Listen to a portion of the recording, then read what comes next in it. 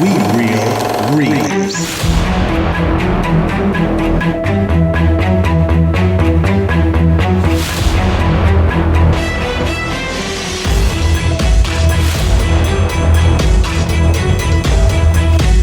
What's up, guys, and welcome to We Real Reels, the monthly podcast where we review old movies to find out if they are as good as you remember, or if they leave you in the further.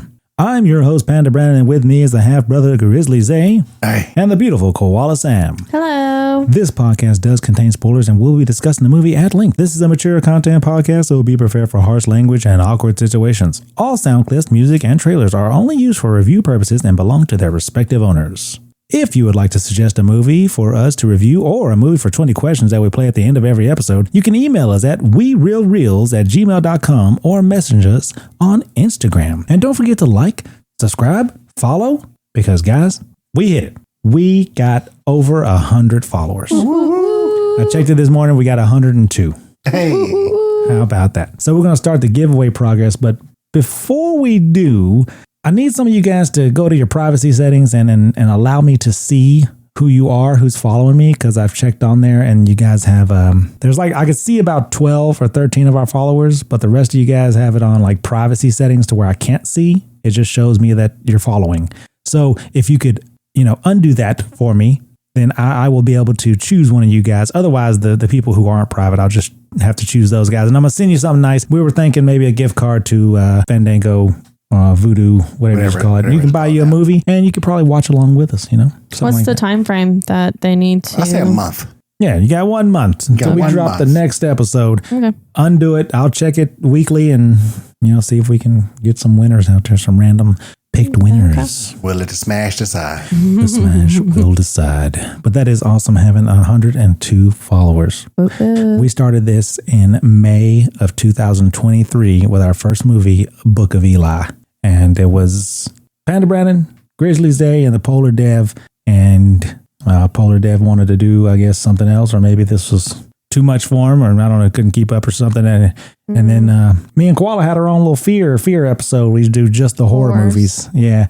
And then we consolidated those two, and now here we are. Yep. And then we're thinking about having another person. Yeah, another full-time guest. I think the GOAT really enjoyed his time here, and he wants to come back. Today, he closed on a new house that he has bought. Yay! So congratulations to the GOAT. He's going to be moving into a new house.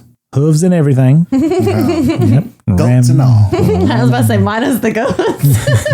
Are you guys ready for this month's hypothetical question? Yes. This one involves the realm of the further, and it has become a contested territory. The lipstick-faced demon discovers that the malevolent leprechaun has begun entering the astral plane to search for one of his missing gold coins, which was left there years ago by a formal astral projector. Now, if the two entities were to engage in a territorial war over control of the further and the souls within it, what would be the primary advantage and ultimate goal of the lipstick-faced demon versus the leprechaun? Well, the lipstick-faced demon that's his already territory. So he already knows who's there. He's already in control of it. Like, that's his advantage. Leprechaun, he's a sneaky motherfucker. So he might be playing a whole bunch of tricks that the demon not used to.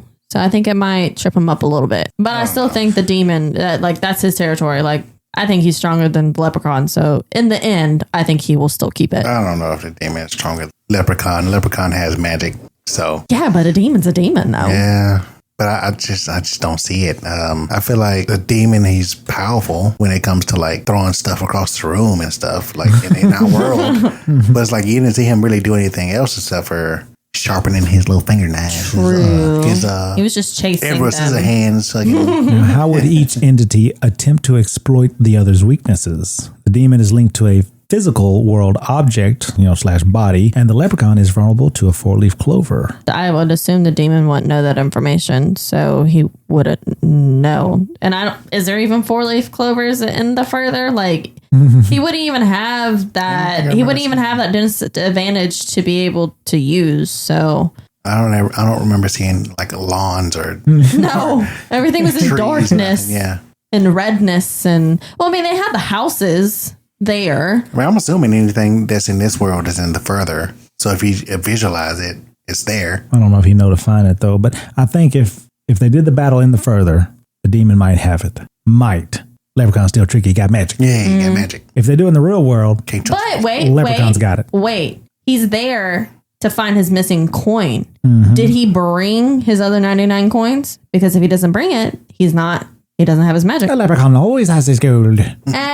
Is he able to bring his gold into the astral world, into the further? Technically, if it's in the real world, it can be in the further also. Yeah, but it didn't seem like he had it on him. He had it hidden. So unless he was able to find where he hid it at in the further, then maybe. That's a good question. I didn't see no cars. All right, guys, let's get into our first segment of what you've been doing and what you're gonna do. Hey, watch it, pal. What have you been doing? What are you gonna do, huh? All right, I'll go first, guys. It has not been that eventful this month. I am. I just had a weird story. Just got a few stories. I had a weird gas station encounter. I deliver my comics to Lebanon every Friday, and I was delivering to one of my customers who works at a gas station out there in Lebanon. So I pulled up, parked, and I get out, just waiting for him to come on out. And then there's this old dude on the other side of the building yelling. I don't know what he's yelling about. Crazy old man. That's cool. He comes out. My customer finally comes out. And I'm like, hey, man, what's up with the old guy over there? He's like, oh, that's just a local homeless man. He protects the store. What kind of character-driven gas station is this? We got the homeless guy. We got the pumper. We got the old lady yelling at herself over in the corner. I don't know. So I'm checking him out and getting him checked out. And then a car pulls up and says, hey, man, hey, let me holler at you. And I look at my customer. I was like, do you know the guy? And he's like, no. I said, oh, well, I guess it's for me. And so I say, what's up? He's like, I just want to holler at you for a second, man. Hey, my wife was looking at you. She was looking real hard at you. And I was like, oh, okay, well, I appreciate that, I guess. And it was an older interracial couple. And if you don't know, Panda Brandon is half white, half black. And I was like, you know what? You might be my parents, man. Hey, let me get something. He was like, you ain't my son. Drove off skirt. No, he was still there. And he was like, I just want to let you know, man, my wife was looking real hard at you, real hard, man. And I was like, all right, well, I appreciate that. And then she's in the car too, with her head down, her hand over her eyes, and she just says, "Will you keep driving or doing all this stupid shit all the time?" And so I guess she got caught looking at me from afar, and he wanted to, I guess, pull a chain on it a little bit, humiliate it a little bit. Yeah, and so they drive off, and I could hear him saying, yeah, she was looking real hard. So yeah, that weird thing. I'm preparing for the Halloween party. We're going to be trimming some trees tomorrow and making some paths for the haunted woods that we do. We started doing for the Halloween party, but that is about it. And then next month, I look forward to telling you guys about a good Halloween party and getting ready for a good old Thanksgiving. I love the holidays, and I can't wait for Christmas. Koala, what you got? Okay, what I did last month. I said I would take working out seriously, and I straight up did not. I just like my sleep too much. It is a massive struggle to wake up at 4:30 to do the treadmill and then the Grow with Joe. My alarm goes off and I just sleep. I just snooze it and I'll just sleep for another 30 minutes. I'll be like, well, I got woken up X amount of times during the night, or I can work out when I get off work. So I just end up sleeping longer, but then I don't work out after work. So either way, my motivation is just blah, and I have no idea what to do to push me to get my butt up and do it. I've been reading a lot of my want to read books, and honestly, I've been pretty disappointed in the books. They look and sound so good, but they just fall flat. So I think I'm just kind of in a book slump, and I'm just going to reread one of my favorites to kind of reset. So hopefully I can find a pretty good book out there, new good book. I've been trying to get to the back ready for Halloween. We should be able to finalize that this weekend. We have also been watching our Halloween movie marathon for our October horror watch. We finished Final Destination. We started and finished the Evil Dead series. The first 3 with Ash, I did not like those. Those were whack, but the last 2 were pretty good. I think the next one we're going to be doing is Terrifier until the end of the month. So that's pretty exciting. What I will do next month, we're going to host a Halloween party at the end of the month. And then we are also hosting Thanksgiving. So we got to figure that out and set up and plan. I need to legit get to working out. So I gotta figure that out. I do want to start doing some new things. I know everything's so expensive now, so I want to either explore or go hiking, just like find new things to do that does not cost either anything or a whole bunch of money, because it's just ridiculous. I just want to be able to go and try something new and not lose a shit ton of money on it. And then for November, we are doing our Hobbit and Lord of the Rings movie watch. So super excited about that. December. Oh, right. Thank you for that, Koala. Grizzly, what have you been up to, man? Man, I've been rolling.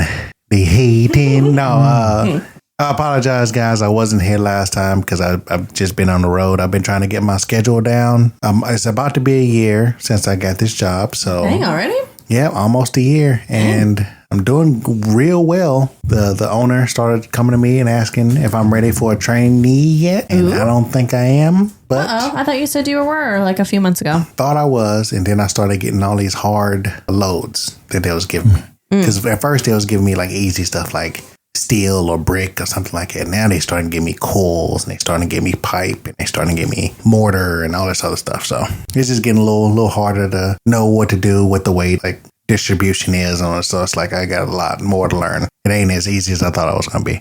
But I'm going to see if I can slow down and at least get a day shift job driving trucks, if I can get about the same as I am now. Past that, I've been eating well as in better than I was before. So again, from the last time I told you guys I was 280, I think. I'm down another 5 pounds, so I'm down 270, 275, whatever it is. And I've been walking every day whenever I stop somewhere. I've been just walking around wherever I can go and then walking backwards because I've been having bad knees. And they say walking backwards is good for you. So I'm walking backwards. I've also... You're probably crazy. Yeah. It reverses your steps. On the road, you see a whole bunch of crazy stuff. So I've been taking pictures and I've been sharing it with everybody. So a couple of them is I've seen a truck on fire, a semi-truck on fire. I've seen a semi-truck flipped over. I've seen a car flipped over. I've seen a motorcycle. I think dude passed away. But dang. Do you see these accidents when they're happening or just the aftermath? Just aftermath because, it's just, you're in traffic and you're just passing by. But the reason why I think the motorcycle guy perished is because it was underneath a car. Ooh.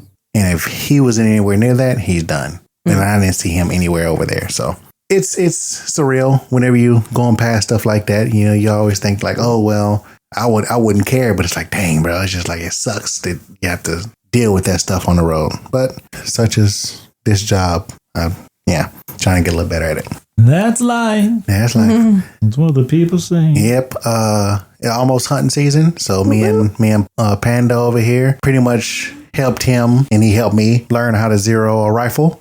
And I think we got that thing down packed, bro. By God. Turns out I'm a sharpshooter. He's a dang good sharpshooter, man. By God. Yep. And he was looking at stuff like, oh, yeah, I think I got it right in the middle. Yep, you did. How are you seeing this, dude? My scope is not that good, but okay, you got it. And our house is on fire. A little bit lighter now. How about that? Yeah. That's a way of saying it right there. We had some dead weight in the house. Not literally, but almost. Yeah, some dead weight. He wouldn't clean. He wouldn't help cook. He wouldn't. You're talking about a roommate. Roommate. Yeah. And he wouldn't take care of the dogs. He wouldn't do anything. So it was like, man, if you're not gonna get a job, you're not gonna clean. We can't have you here no more. Yeah, you're just a bum. Just a bum. But I mean, we talked to him about it, and I don't know what's going on, depression or whatever. But I can't sit here and baby you up to try to get your life in order. But you definitely gave him many months. Many months. It's not something where it's like it was a month and you kicked him out. Yeah, you definitely gave him a while. Yeah, but the house is much cleaner now. I've noticed that you guys know that I sneeze a lot, and I do the same thing whenever I get home. But I mean, it's so clean now. And you got to worry about cleaning up after somebody that don't want to clean up. That we're good. Not bad. But you did get a new roommate though. Yeah, we did. Yeah. But this person cleans without asking, without like pitches in, without asking, like with us asking her to do it. Place is a revolving door. Eventually, we're going to have a house to ourselves. Eventually. You have to buy another one. You have to keep that one. We're just going to keep on moving with it. But I mean, hey, that goes to show how popular we are. We like people love us. So or how helpful you are. Or got an orphanage going on. Or popular. You just want to think about it Hey, in a positive way. But yeah, ready to hunt. We already put the hunting blind down. And if you guys know, I haven't got my deer yet. And I started back in 2023 saying that I wanted to. But yeah, we have everything ready. We have the deer corn out. We have the blind. I got the seat. Everything is prepared. And I got 1 month before I'll let you guys know if I'm able to do this or not. After 2 years, it's So you're going by yourself? Yeah, by myself. Okay. Yep. Because I don't want nobody to steal my shot like last year. He just kept shooting. Just kept shooting, man. Yeah, dang. Sounds good. That's all right. Let's go ahead and move into our second segment of Grizzlies, Anime and Arms. It's over 9,000.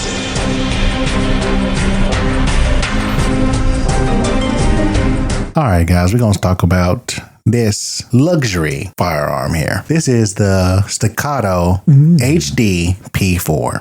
And if anybody knows anything about staccatos, they are... I think women wear those, don't they? No, that's stilettos. Stilettos. Stilettos. I was thinking about roofing stuff. It sounds like some construction, right? But no, this is a $2,100 to $2,600 pistol. Oh. Semi-automatic pistol. The design and purpose, the Staccato P4 is a compact semi-automatic pistol designed to conceal carry. This thing is real small. It is 6.5 inches long, 4.5 inches Wide. Damn. high, and 1 inch width. Okay. So this is like the perfect compact. I think they said it's the #1 concealed carry weapon, concealed carry luxury weapon in the U.S. And it is made in the U.S. to the point where the trigger, they have to, what is it called whenever you manufacture like little small pieces? Dang it, I forget it. I don't know, but it doesn't look like a full trigger. It's 3 lines. But they manufacture it 3 days. I think it takes 3 days to make that one trigger. Wow. Yeah. And it's like I said, it's luxury. So this one specifically is $26.99. That's ridiculous. Yeah, but it is worth it. I don't know if you guys have. Yes, it is. This is compared to the Pit Viper from John Wick as a compact weapon. It is one of the highest rated guns and it's used for competition shooting. I really want to try this. I haven't tried it yet. And I'm sorry that normally I'll say whenever I come on here that I want to try to shoot a gun before I review it. But I'm going to say, because I've shot the, dang it, I keep forgetting the name of it. But I've shot a luxury gun before. I think it was a Walter. And they said that this is 2 or 3 leagues above the Walter. Wow. So then I gave the Walter a 4 out of 5. Very so close. I'm going to give this a 5 out of 5 5 without out of even 5. shooting it. Can't believe it. How did you find this gun out? Did you just researching them, like, or is this a gun that you know This is that you the wanted gun to shoot? that I want out of every semi-automatic pistol that I've seen, because I know it's 100% American made, and also I heard it from Joe Rogan. This is the one he carries around, and I was like, oh, maybe let me see what it is. And I seen it, and I was like, dude, this gun is beautiful. How about that? His gun is gorgeous. Beautiful gun. Yep. Beautiful shot. Yep, 9mm, and it holds 8, just like my concealed carry that I have now. And yeah, I love it already, and I don't even have it yet. That's the bottom line. Well, let's go ahead and move on to Panda Tales. Sit back and prepare yourself for Panda Tales.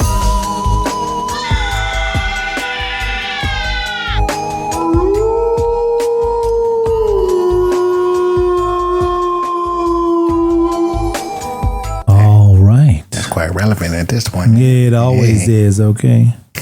Anyways, we're going to dive right in Panda Tales. And in this month, it was trying to kind of hard with these horror movies, trying to find real life situations, but I did. And if you know about Robert Antoshchik, the notorious astral projection death. This happened in Ann Arbor in 1975. This incident is one of the most cited real-world cases that aligns with the core fictional premises of Insidious, the danger of the soul becoming lost or unable to return to the body. Now, the guy's name and background was Robert Antoshik. It's like a Russian name. It's got all the C's, Z's, and Y's all in one area. Antoshik.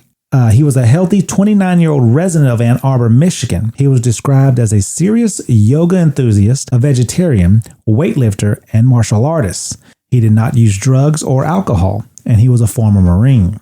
His goal, Robert, was a practitioner of astral projection, or OBE, a concept popularized in the 1970s through books and instructional materials. In June of 1975, Robert went into his locked room in his group house, instructing his roommates to not disturb him while he entered a deep meditative state.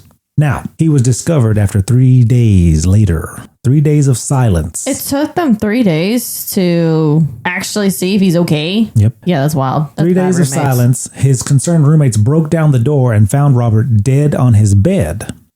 He was still in a meditative pose with his fingers in a specific mudra or hand gesture and a serene, peaceful expression on his face.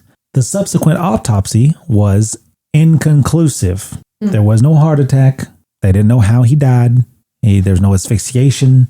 The medical examiner found no cause of death, including no sign of injury, disease, or foul play.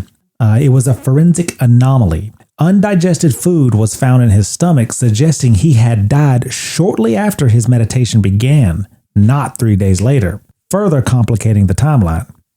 One theory put forth was that he may have slowed his heart rate so severely during the deep meditation state that his heart simply stopped beating.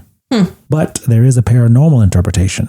The theory is, lacking a conventional explanation, the death was blamed on the attempted astral projection. The theory suggests Robert's spirit successfully untethered from his body, but then did not or could not return to it.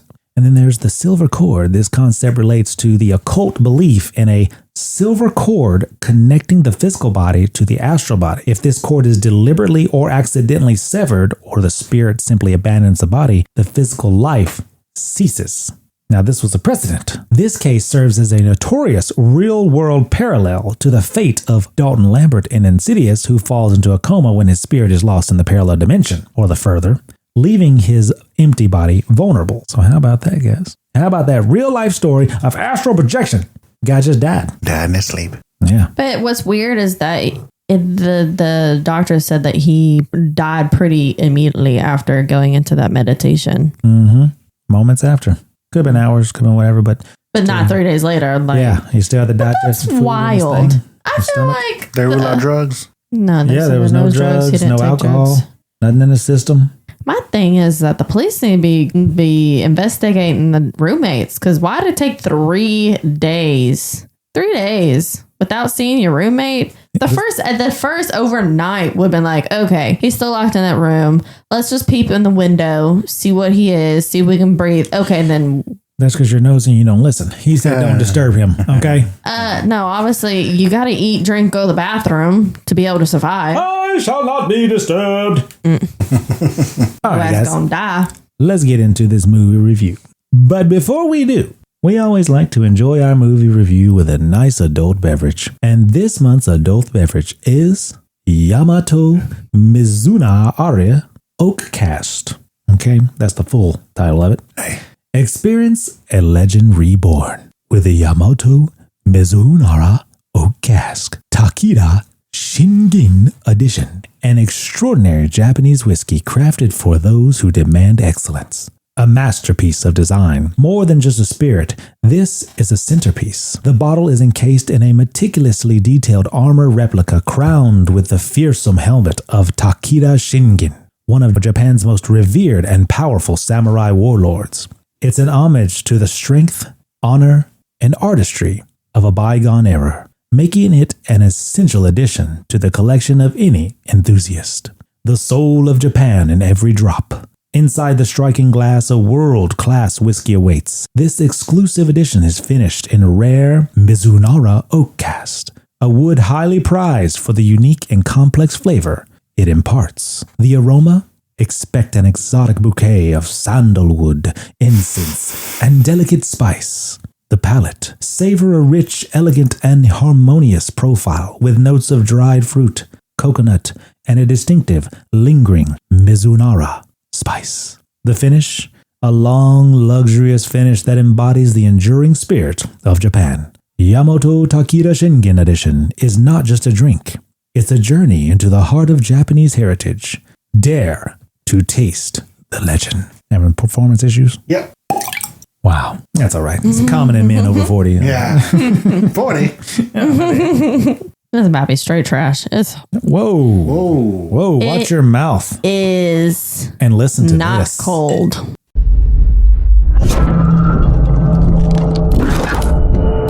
Are you ready? Yeah.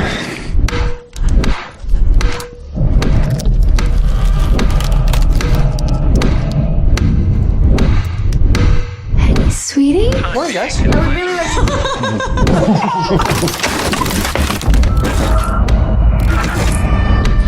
He's not in a coma. They don't know what to call it.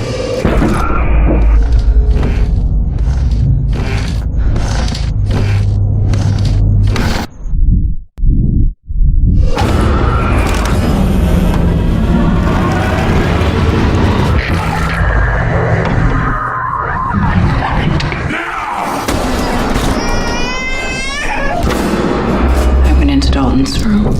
There was something in there with him. I know someone who can help. We took tri-field and EMF readings of the whole house. Wiring, alarm clocks. I don't think bad wiring is the problem here. I want to leave. I want to leave this house. What is it? It's not the house that's haunted. It's your son.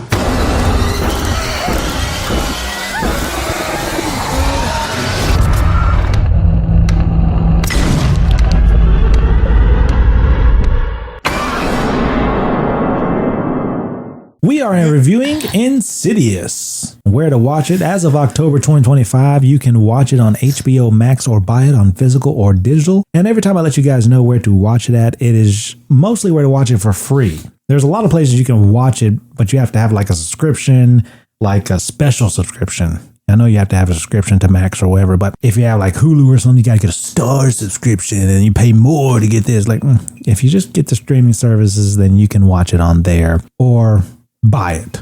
Like at Walmart, when I say physical or digital or wherever you buy your digital movies at, like Fandango at Home or Vudu.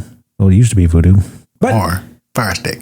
there you go. Hey. This movie is directed by James Wan, the father of horror for this generation. He also directed Stygian, Saw, Dead Silence, Yep.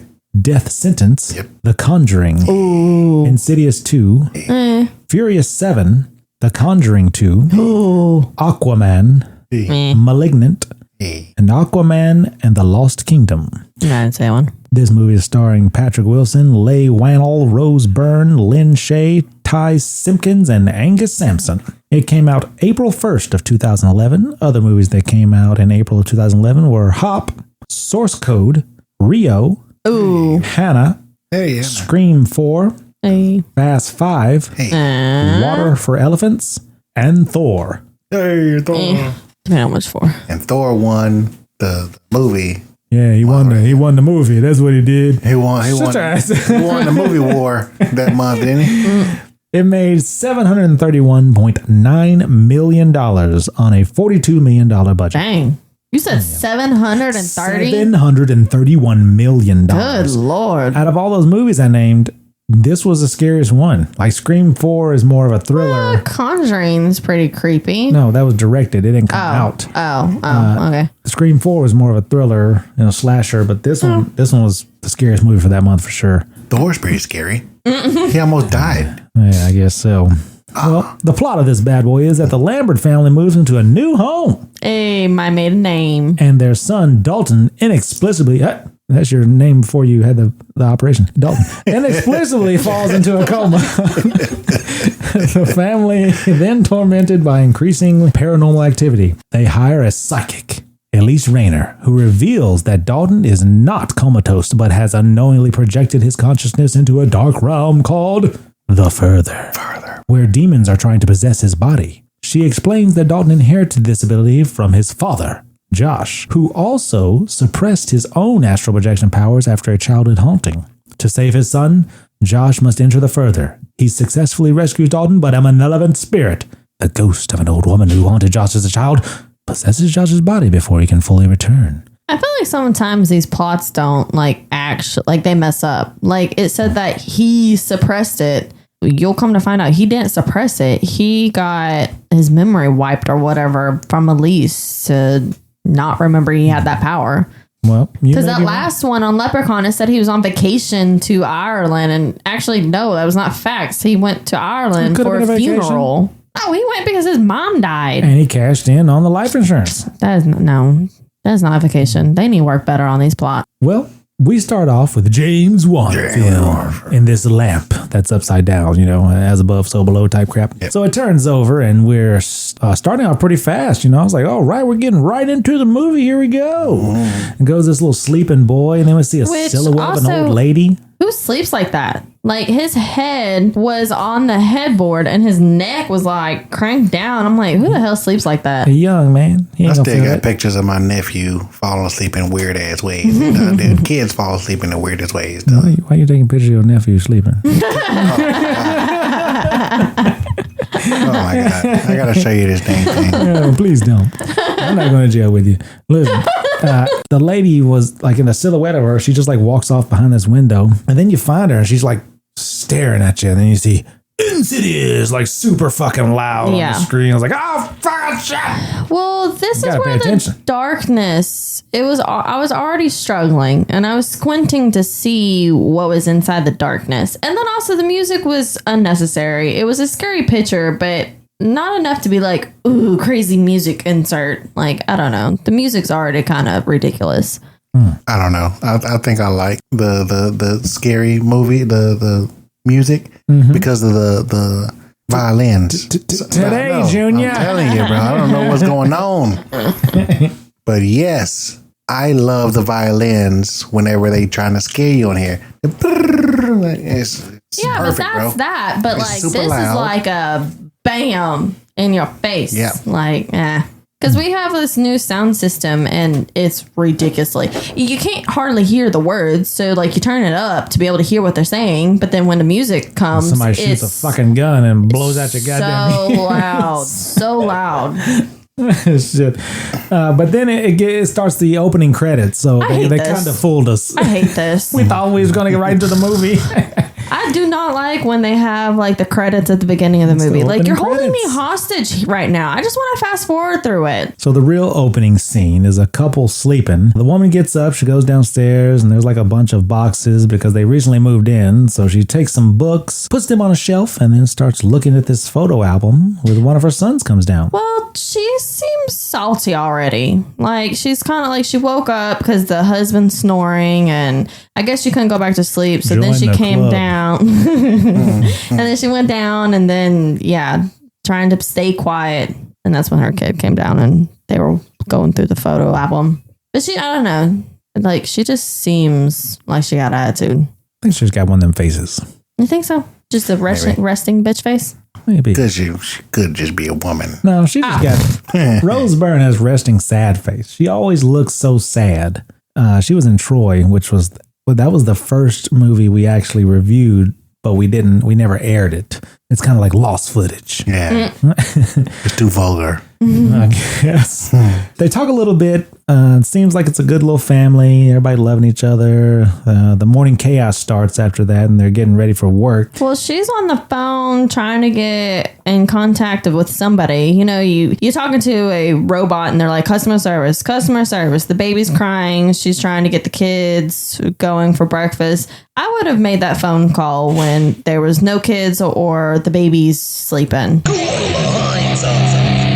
Yep, and she goes back to the living room, and the books have been knocked on the ground. And she tells her son, hey, if you're going to mess with my stuff, make sure you put them back. And he's like, it wasn't me. I didn't do it. Which she has 3 kids, but like she kind of like went specifically to one.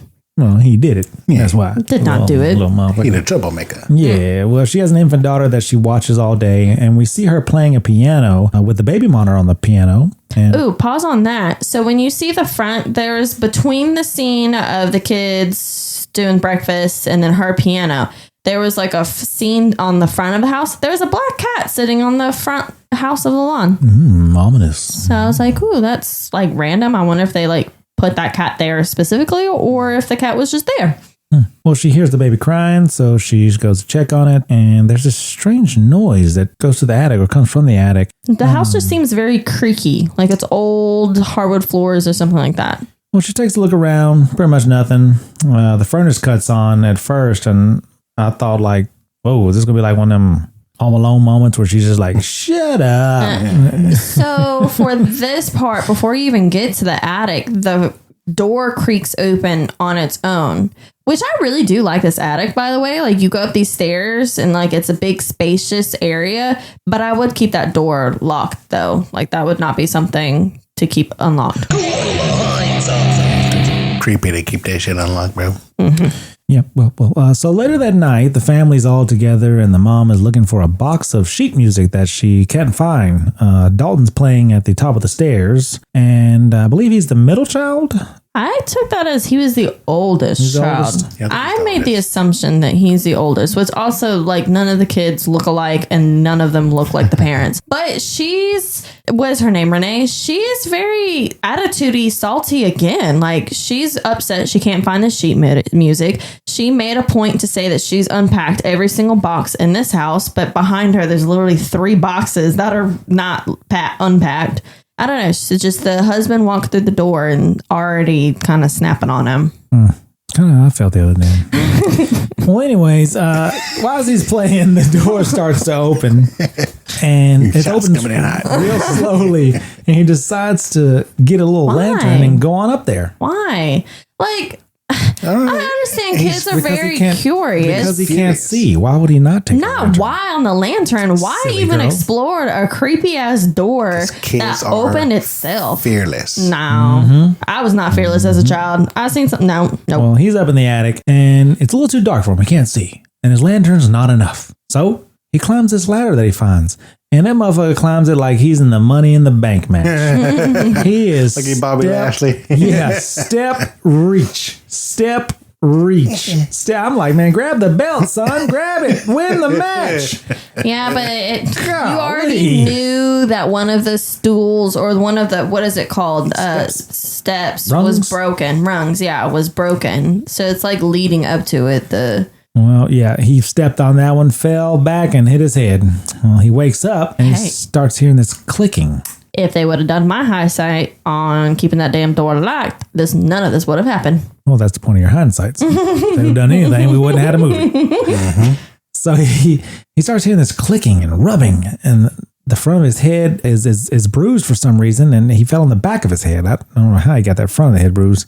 No, I didn't even notice that. But he looks in the darkness and he just starts screaming. And the parents hear him and they run up to see if he's okay. They discover that he's in the attic and they check on him. And Which I'm a little, I don't know, maybe I'm more of an anxious parent or a helicopter parent. I already know I'm a helicopter parent. I'm 100%. But if I'm alone or at home with my child, even if he's in his room playing, like I will still hear out for him and then I'll still check on him like every few minutes to make sure he's fine. I mean, I know Dalton was upstairs, but like they had no regard on him at all. They were downstairs doing their own thing. On the couch playing with the other kids. Yeah. Candyland. I mean, that's how I watch him shit. I just be sitting on the couch playing a game. Yeah, zoning the hell out. Yeah. It's too peaceful over here. What's going on? I just step back here. Hello. You still in there? Hey, say something. Yeah, you're like, I'm playing. Oh, okay, cool. Be a little louder.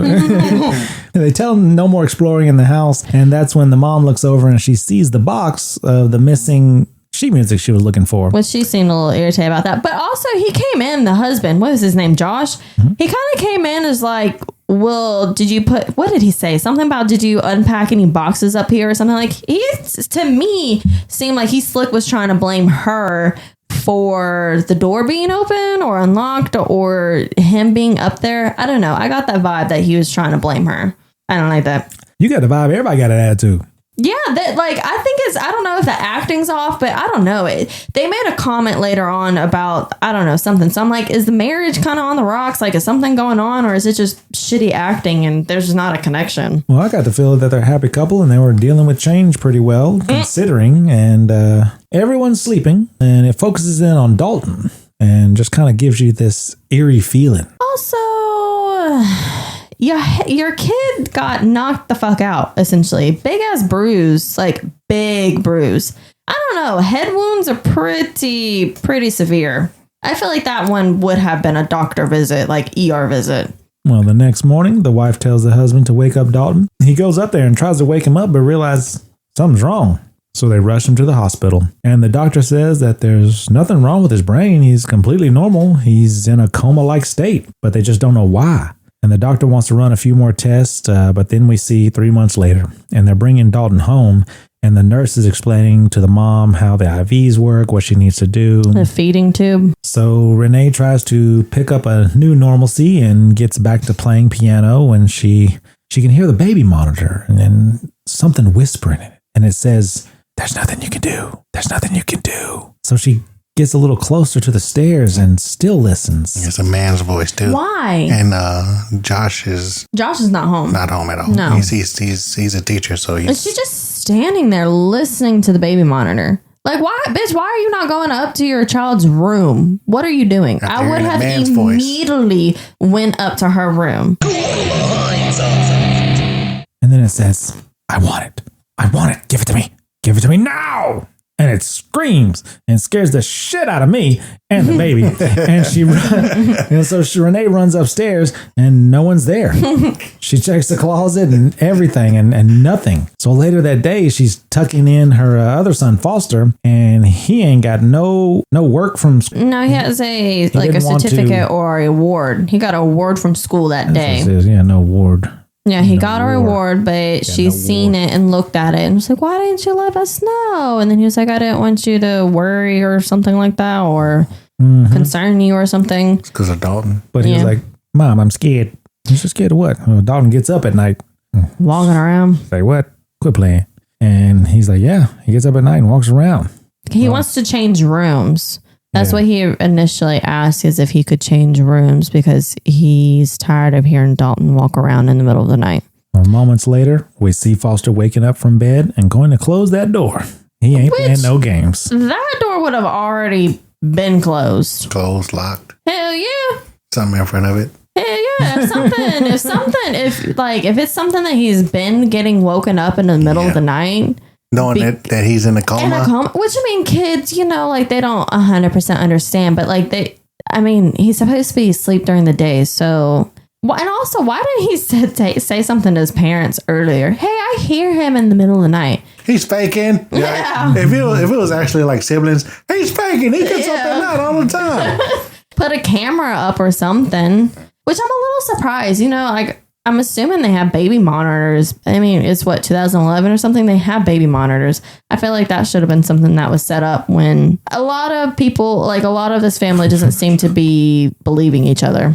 We go back to Renee and Josh, and they're talking about what happened with the baby monitor, and then they hear banging. So Josh goes down to see what it is on the door, and he goes down the stairs without a weapon. The notes are messed up. He goes downstairs and without a weapon. The alarm's going off. Oh no, the alarm. No, the alarm's not going off. He's hold on, give me 1 fucking second. knocking on the door. Keep this in, please. No. God dang it! Josh goes down the fucking stairs to go check some shit out with no weapon. Jeez. I love this. Scared to fucking mess up now because she's gonna be right on me. Yeah, because I just watched this shit. While Renee gets up and goes to the baby's room, and he tells her to get Foster too and go to Dalton's. But when she goes into the baby's room, she sees someone behind the crib. So she wait. Hold on. You skipped the part. No, you skipped the part that Josh when went Josh went down the stairs. No, you skipped the part that the front porch light is not on already because he flicks it on and it cuts off. He gets a flashlight in the nightstand and looks through the window, and then he's like, Jesus, there's nobody there. He opens the door, which, by the way, he didn't unlock the door. It was already open as it was. Didn't see anything. Closes the door, locks the door, then sets the alarm. And then that's when Renee started screaming. The door was not already open. The door was already unlocked. The door was closed, but it wasn't. Yeah, the door was closed, but it was not locked. So he just opened the door. They are white and they live in a nice neighborhood. Get the hell out of here. True. No, that is crazy. Anyway, she thinks she's somebody behind the crib, and there is somebody behind the crib. But she screams for Josh to come on up there, and there's no one. Which she didn't immediately grab the baby. She starts screaming, and then she kind of like ducks out. Bitch, you better get your baby. If you think there's somebody behind the crib, you already heard voices in the monitor, and you didn't just immediately grab the baby. Kind of shameful right there, but go on. But nobody's there, if I may.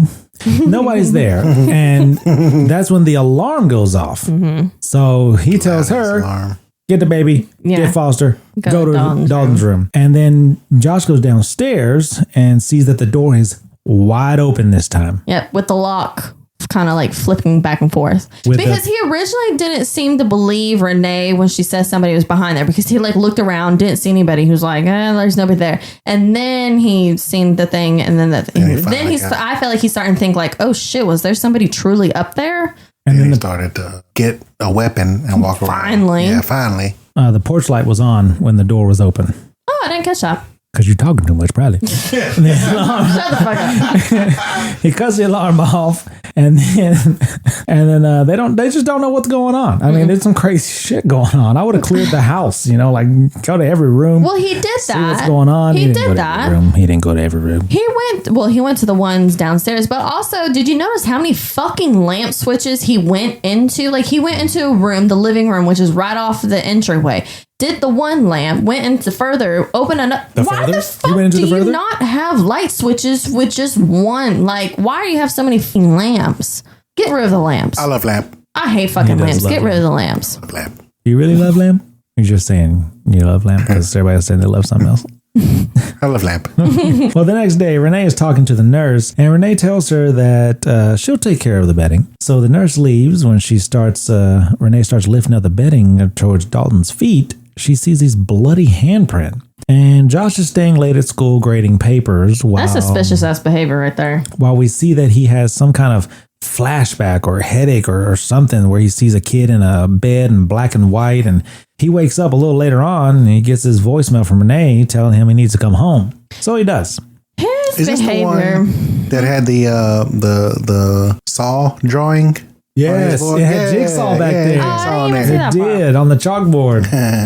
I will say his behavior seems sketchy as fuck. He's a school teacher, and he just keeps leaving voicemails saying, oh, I got a test to grade. He can bring those tests home to grade. Good. He's avoiding home, or he's doing something sketchy, because when he came home one night, because this wasn't the first night that he came home late. Like, this is like the second or third. Actually, I take that back. She ended up saying that he's been staying late all week, and one of the time frames was 11:27 p.m. The fuck? You are not staying at no school until 11 o'clock at night. Man, we are Get the fuck out of here. Dealing with a bitch in the attitude. Man, that's what I'm saying. Hey, ain't trying to come home. But he's got more problems. He's got the son in a coma. He don't want to come home to all that shit. His wife is saying she's seeing shit. He don't want to come home to that. But that's his family. It doesn't matter if he doesn't want to take care of it or help. Yep. She's at home all damn day, taking care of a toddler, taking care of all the kids, even the one that's in the coma. Like, get the hell out of here. It's so much on her. Are we going to red pill this shit? Let's go. If you're going to be a complete bitch, you're digging your own grave. No. If he comes home and you're a fucking bitch every goddamn day. Because she's scared. Oh, yeah. I'll stay at school all day. I will learn. I'll be the learningest motherfucker you've ever seen. I'll be the smartest son bitch ever, because I'll never come home. Listen here, guys. All right. It's a woman's place to stay in the house. You better clean, and you better cook me a meal before.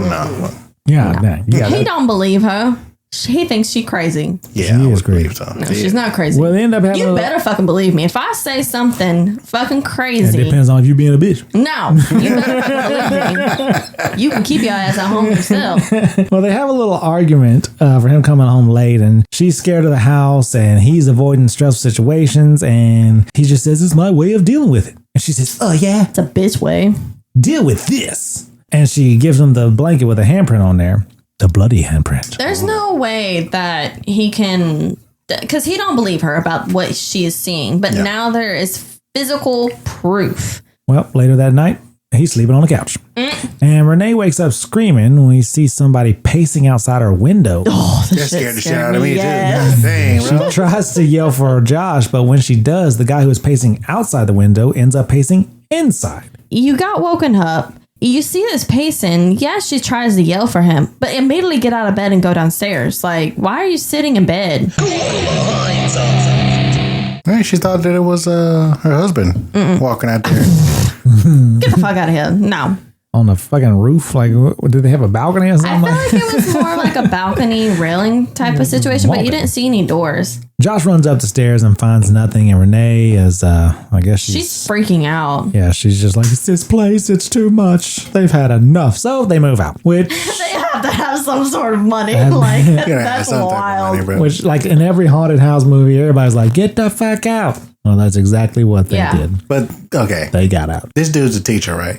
School teacher. School teacher. Right. And he already lived in a dope-ass fucking house, the first one, right? Right. And then he moves into a second dope-ass house. How the fuck is he It did affording say this? for lease. So this one, we assume that they bought the first one, that they owned it. But this one, the for sale sign did say for lease. So they ended up just renting this one out. But still, it was still a nice house though. Teachers don't make that money. And if they No. sell that old house and now they're leasing this one, they can save a lot of money and then get a lot of money to pay for Dalton's hospital bills. Yep. But we'll go focus on Renee again. She's having a conversation with Josh's mom. Lorraine? Oh, Yeah. That that's is her not name. Lorraine Warren. That's not Lorraine Warren, Just fool. Lorraine. Pay attention. Oh. Her name's Lorraine. Not all Jenna Lorraines Ortega are was Warren. not in this movie. Calm down. The mom is trying to reassure that you don't have to apologize for anything. It's okay. I will say, I would you say? applaud this mother-in-law because a lot of just people in general don't believe you and don't support you. So the fact that she's like, do whatever you need to do to get past whatever is going on with you, Well, she's got history with this. She knows what's going on. which is fucking wild. You would think that she would immediately contacted her one friend, but that's my nitpicking point later on. Well, she says you're doing a great job. And then later on, Renee's cleaning up the house and she puts a record on. But as she's taking the trash out, the record changes. Before that, Yep. as she's putting it in, it shows her like, looking. You can see the little boy in the door behind her. The one that you see dancing to where it changes. Yeah, you can see the guy before that happens. Oh, Yeah. I didn't say that. Well, the song changes to...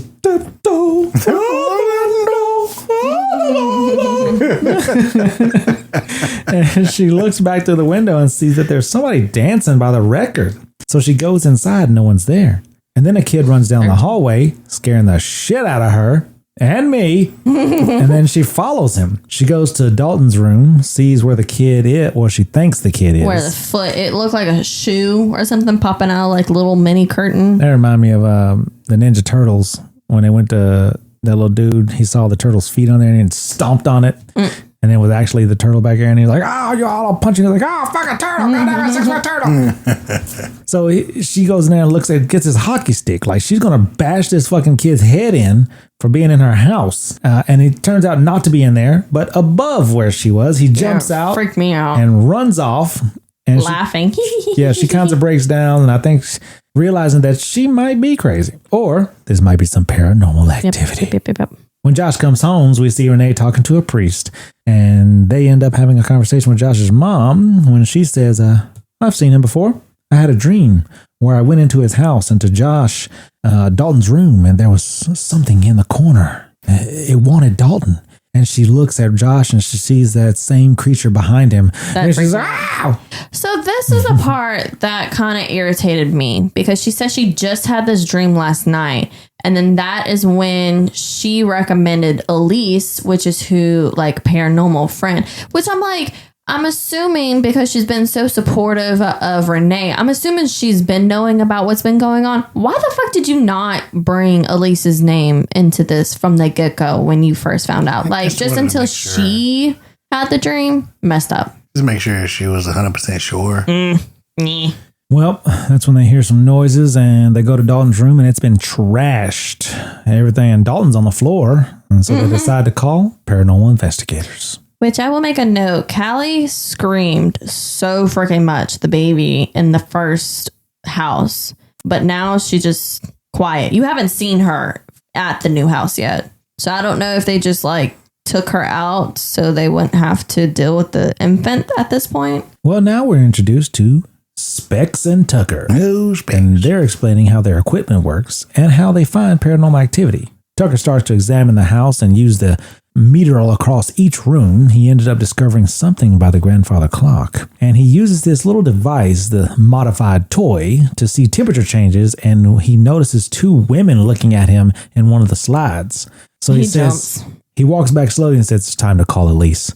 Now. Which it seems like, what was it, Specs? I just said the two dudes. They seem to be kind of like button heads. Not button heads, but like trying to like one up each other, I guess. You can tell there's some type of rivalry there. Mm-hmm. Elise walks into the house and goes to Dalton's room. She starts talking to Dalton, but realizes there's something above her. Specs has a sketch book out, and as Elise is explaining what she's seeing, Specs is drawing it as fast as he can. So she said, blood red face, black arms, black legs, black body, feet black, legs black, pitch black eyes, all like black. 2 dark holes, hooves for feet, long spattery fingernails. Nice. Well, Renee grows impatient. She grabs a book from Specs and sees the red and black creature and runs to turn the light on. And Elise tells them that Dalton's spirit is not here. And the reason it followed them to this new house is because it's not the house that's haunted. It's their son. Elise says that when people ask to astral project, they go to a place called the Further. And the Further is a place without time. It's a dark realm. And Dalton doesn't know he's astral projecting, so he's gotten lost. And there's other things out there in the Further. She ended up saying he's a very experienced astral projector and that he's been doing it for a very long time. And how does she know that? There's other entities that want Dalton's body to be alive again. But she says that there is another malevolent spirit out there, a demon that wants to get into Dalton's body to cause pain to others. He's insidious. She said it. Elise says that it takes time and energy to get in Dalton's body, but the longer that Dalton's astral body stays away from his physical body, the easier it gets for those demons and ghosts to do that. Which it makes sense now why you've seen so many different things. You've seen like the guy with the white face, you've seen the children, like the twins, the women, like, because at first I'm like, well, why is there so many different entities that she's seeing? Like, what's going on? Renee says, how do we get him back? And Elise says, there's something that we can try, but I'll need your complete trust. That's when Josh says, all right, this gone too far. And he doesn't want to do it. Renee's upset because Josh doesn't believe her. No, which he seemed to be weirded out and non-believing when the priest was here, but like, he's never home. So, and he doesn't believe anything that she's saying. Like, he's not experienced the things that she's experienced. I would be mad as hell if I was in Renee's position, because one, your husband don't fucking believe you. He's absent. And then he's trying to, like, he's throwing attitude when you're trying to fix the problem that he's not even experiencing. Get the fuck out of here. Well, Josh says, I do believe you. I moved houses for you. I do believe you, but he believes that this is exploitative and to get money off of a family that are grieving. And Josh tells him to leave the house. Which they didn't even talk about money. Like, this whole entire movie, they're not once. I mean, obviously she's going to get paid, but like, they didn't say how much or none of that. Later that night, Josh is in Dalton's room and he says, I know you can hear me, bud, but if you can hear me, can you please give me a sign? And that's when the paper falls off on the wall behind him. And it's a drawing of what Dalton's seen while he's sleeping, doing his little sleep astral projections. And there's a demon in there. See a red door, And then you've seen him had a picture of his body over his sleeping body and saying that he's flying or something like that. Yeah, you let us know that flew or something like it. Yeah. Picture of a horse. Yeah. A mirror. Which, I mean, like, have they never seen this kid's drawings before? I guess he hasn't, because he looks at all of them. He's like, all right, I believe. Call him back. So they do. And Elise and her crew come back and they prepare for the seance. And she explained the rules and how they're not to speak, but Specs will be giving them information while everything's going on. They put this weird-ass gas mask on her as she prepares to go into the further. It works. And she gets into the further, and Specs is writing down everything that Dalton is saying, and he's screaming for help. And it gets to the point where he has to hide because the man with the red face is going to hurt him. And Elise screams and goes to Dalton's monitor, or his monitor goes flat, like his lifeline monitor. Yeah. Beep, beep. And look over, and this motherfucker gone. Yes, he ain't there. But then he looks back and he's right next to him, and he takes his hand and smacks the table, causing a shockwave that knocks everybody down. And then the ghosts start coming in and attacking the family. One nasty one tries to lick all over Renee. Hey, get off my wife. Yeah, you keep your words off my wife. But Dalton slaps Speck across the room. Like God dang Superman or something. And then Elise grabs Dalton and tells the entity to leave the boy's body. Leave his body now. So if you're that strong, would you let somebody just get a hold of you like that? Knocking your ass off too. I'm gonna do that thing. You know, in WWE, they always try to go after the big guy, and everybody gangs up on the Big Show, but then he just goes and bursts out of, and they all go flying. That's what I would have done. She would have gone flying. I'd have broken her arms off or something. I don't know.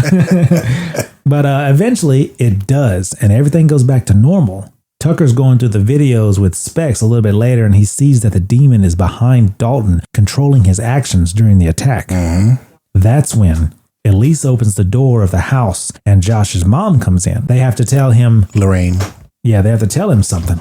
So they tell Josh that he used to be an astral projector and that Dalton got it from Josh. And they explain to him that the mom had called Elise for help then too, because he was terrified of some old lady that was coming to get him. So and you could see the realization in his eyes. It's like, yeah, I do remember, somebody scaring the shit out of me whenever I was younger.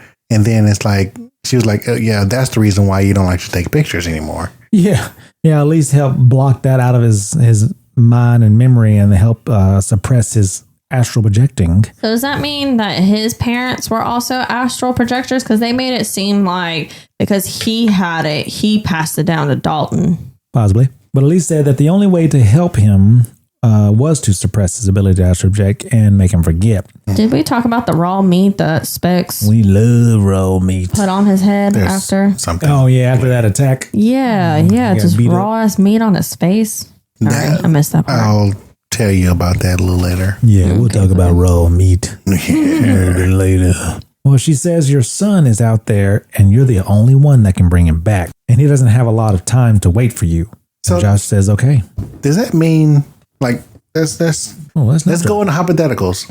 Okay. Does that mean that Josh is stronger than the lady that's talking to Dalton? Elise? Elise. I would say no, because he hasn't been practicing. Yeah, I don't matter if he's stronger because he can go to the other side. She can't. She can only talk from the other side. She can't go to the other side. So if he actually practices, he can be better than her.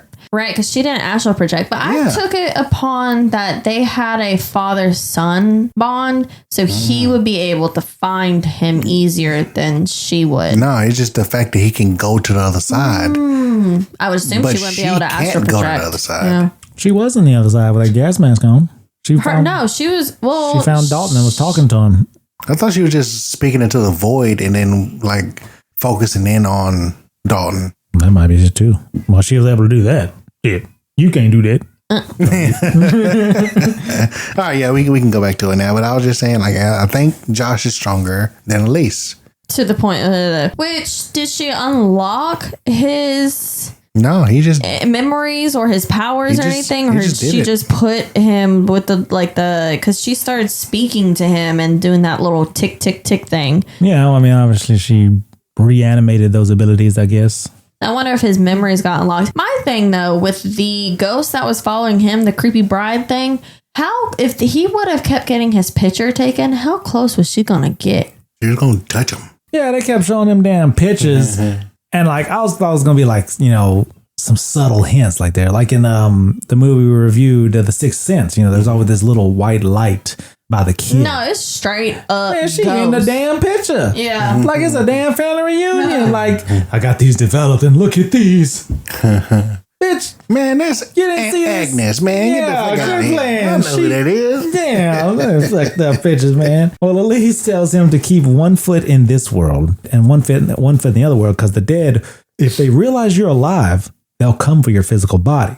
So she starts to prepare him to go into the further. And once Josh is in the further, he heads out of the house in search Hold on. of Dalton. Like, he immediately gets up and then he like stands up and starts kind of like looking around and is like, I don't think this is working, or I don't think this is working. The whole entire house is like a darker color. Like, this is not normal. You don't see anybody else. How did he not catch on that? Let's see you close your eyes for like 3 minutes. Close your eyes. Close your eyes for like 3 minutes. I'm gonna dim the lights just a little bit, just barely. Let's see if you pick that shit up. She gonna think she's in another universe, man. They'll start going around slapping people in there. Well, He did get that lamp, like you said, but how does that lamp not attract ghosts? Lantern. They can't see it. I love lamp. Well, obviously somebody sees it. A little boy sees it. And he thinks it's his son, so he's running after him. Which also, by the way, he's loud as fuck. Little boy is him. Little boy. He heads out of the house into the search of Dalton. And he sees a kid that looks like Dalton, but it is a younger version of himself that points him in the right direction. I didn't pick that up. In the direction of the house. Like, this is just a random fucking spirit helping him. Why? They just moved out. He goes to the house that they just moved out of, goes inside, sees the old woman going upstairs, and follows her. He sees different ghosts while he's traveling, but it's like a haunted house performance. When he comes near the ghost, they don't move. It's like they're living out their last moments again. Josh then heads up to the attic where there's all kind of shit starts happening in the attic, and there's this huge red door. And then there's also the guy who attacked his wife in there, try to lick all of it down. White face. Let me lick you up and now. Yeah, well, I guess he's guarding that door, so he tries to fight Josh. And Elise tells him from the other side, because they can see his physical body struggling. She tells him, hey, you're stronger than him. You're alive. And he's like, oh, yeah. And he gives him And like he just shoves him. Yeah, like a nerd push. Like, come on, man. I would have gave him like one of them Superman right punch. Kill his ass. When he was following that one lady, it seemed like he was concerned about her because he heard her crying in the corner. Why are you even trying to follow her? Why are you trying to find out why she's crying? He thinks that you can go to a ghost and appeal to their emotions and be like, okay, I helped you out. Now you help me out. Where's my son? Elise specifically said not to like do anything with these things. Don't draw attention to yourself. And he's drawing massive attention to himself. Yeah, he is. And we know from Left 4 Dead, it does not matter if somebody's crying. We keep moving. You stay away from the witch. Hey, we get the fuck away from the witch, because she will kill you. Yeah. But she tells him he's stronger. He gives him the super push and pushes this guy off into the middle of darkness cliff or something in the abyss. And he goes to the red door. Without his lantern. I love that. And he knocks on it 3 times. And then jiggles the knob. And it opens. And it opens. But he knocked on the door? Finds Beetlejuice. Why did he not? Get the fuck out of here. I was like, I do not remember this motherfucker knocking on no damn door. I remember him going through without the lantern, and I'm like, why would you not bring the lantern? Hey, he could have found that whole dead society. It's a possibility. They had a door too. But he goes in there and he finds Dalton chained. And Dalton's looking off into this room and he's like, what's wrong? What are you seeing? And it's the demon listening to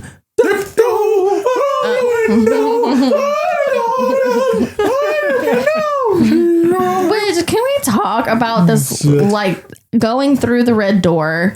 It's very red. There's candles burning. Like, this does not seem like a place any child would come to explore. Why in the hell is Dalton exploring all these creepy ass places? I'm pretty sure he was taken there. He wasn't exploring this place.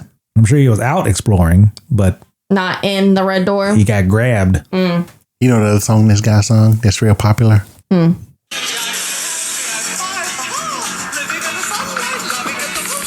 Hey, people know that from SpongeBob. That's true. I do love SpongeBob. Also, Dalton is chained to the floor. There's no key. There's no nothing. But Josh was able to just pull it apart. Not yet. He was up there seeing the demon sharpen his claws. And Josh is like, first he stands up and like looks at the demon like, fucking kidnap my kid. Come on down here. Which is so stupid. He's ready to stand his ground. Demon. But he's knocked around by the demon. But he does end up breaking those chains. And I think it's because he's stronger. He's stronger than the dead place. He's alive. And he just cranked them things But the open. kid is alive too. But is the demon stronger or is Josh stronger? I don't know. I think in this place, the demon's stronger. But Josh grabs Dalton and runs. And when they start to call for Josh... He didn't immediately run. Because Dalton then seen that the demon was looking at them and was like doing some like hands like kind of yeah. And then he Freaky comes. He didn't even come down the stairs. He just like immediately popped up, and that's when he started fighting. It's a transmission. He's Goku. Well, the family at home starts to call for Josh to try to give him a beacon to know where to head towards. Yeah, at least told Renee to. It seemed like it made it worse whenever they started saying, over here. And it's like, shit. The dead hear it too. And Josh makes a run for it. Well, now there's two bodies. Well, also did you notice that the house was shaking once the demon started fighting Josh and Dalton and stuff? Yeah. The house like legitimately started shaking with the real people in it, Renee and Elise. But the commotion stops on the inside in the living world when they experience some paranormal activity. Elise tells Lorraine and Steven to go check on Dalton. And then... Why are they not doing that already? Like, why? Like, if they're about to go into the further, trying to get Dalton back, you would think that they would all be already in that room with Dalton, watching, making sure Dalton is okay. That would be what I would do. I guess they'll know what they're in for, right? So they go check on Dalton, and that's when we can hear the baby monitor. And so they can see that somebody's trying to cross over into this world, and they've made it into the house before Josh can make it back. So Josh makes it to the house with Dalton. Dalton runs back to his room. This pissed me off because this is a brand new house. Dalton never been in here. So Josh is like, go ahead, buddy. And he's like talking mad shit, like, leave me alone to the ghost that was following him. But it's just like, bitch, that thing isn't even bothering you. Go get your son into his body. Because he ended up being chased by the lipstick demon or whatever the fuck it's called. Like, he doesn't know where he's going. So he's going through the first door, the bedroom, trying to figure out where his body's at. Like, he don't know where the fuck he's going. It's so fucking stupid that the dad just left him to do his own thing or to find his own body. Well, Josh is exhausted from the run, and Dalton ends up finding the demon in the house. What did I say? Because he ended up going to the first bedroom, and then there was nothing in there, so he went to the second door, which was a closet. That's when the red lipstick demon came out, started attacking him. He went back to the first bedroom, hid underneath the bed. Then the demon grabbed his legs and he kicked him, whatever. So then Dalton ran out of the first bedroom, started running down the hallway, and then you seen the red lipstick demon running on the wall, and then it cut back to Josh at that point.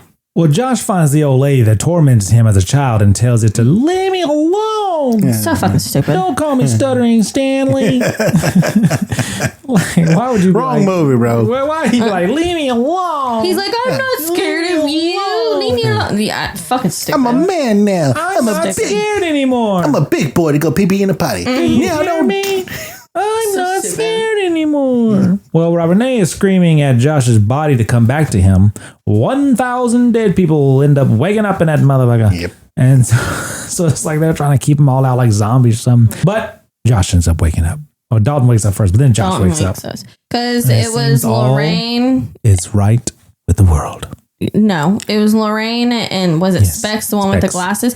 Which, have we already gotten to the part where they both had a light? And one of them had a bigger light and they kind of looked at one another. Like, it was a constant, like, a pissing contest between them. Yeah. But once they were battling, like, they were trying to keep the doors closed, but also make sure Dalton was okay. But when Dalton woke up, Lorraine seen him, ran to him. And it seemed like she immediately just, like, yanked that feeding tube out, immediately grabbed him and was, like, running away. I feel like that's not something, it's an easy pull out. Like, that's a fucking feeding tube through the nose, down the throat, into the stomach. Yeah, it goes to you. So it's like however long. Yeah, that would be. Oh, yeah. She had one foot on his face and just like pulled it. But then we see Specs and Tucker outside getting the equipment together, talking about writing a book and the pictures that they got. And Josh says that, at least they showed him a new world and, he won't need these pictures anymore. So he hands them to Elise. But when he hands them to her, she feels something and decides to flash a camera in his face, take a picture. My question is, how did Dalton defeat a demon? Because, like, I kind of expected Dalton. He just ran from him. Mm-hmm. Outran. Oh, okay. Okay. Because I'm like, it would make more sense for him to be possessed. I don't think they know how to defeat a demon. Not yet. Okay. Maybe with their exorcism. Need to call the Warrens. And Josh loses his mind. As the kids would say, he crashed out. Hey. And he loses his cool and he starts to choke her. Just like he goes right to her like an old cartoon with his hands out and everything, like he has clear intentions. You know I don't like that. Yeah, I don't like taking pictures. You know I don't like that. And but like, that's loud as hell because like he's yelling at her, saying, I don't like it. And you can hear her kind of choking. Where they're at in the living room and where the other people were at in the dining room is literally right fucking next to each other. Get the fuck out of here that they didn't actually hear it immediately and start running. I thought they were in Dalton's room. No, they had Dalton. He was sitting at the table eating a plate of spaghetti. Oh. And he was talking about how he's tired. And they're like, no, you can't be tired. You've been in a coma for 3 months. Like, you're never going to sleep again. And then that's when they started hearing something. Lorraine heard it first, and then Renee heard it. And she's like, okay, like, stay here with Dalton. And then that's when she went into the room. How about that? And so I just watched it yesterday. That's how I know. Renee goes to check on Elise and Josh and finds Elise dead. She immediately died.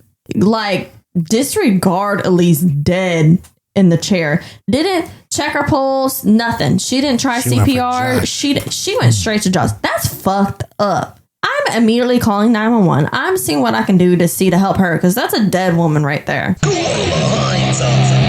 you gonna send your husband straight to jail? Yep. Oh, no, not. It's not about sending it to jail or sending him to jail. It's about getting help for her. She dead. Anyways, they start looking for Josh, and she finds the camera and the last picture that Elise took.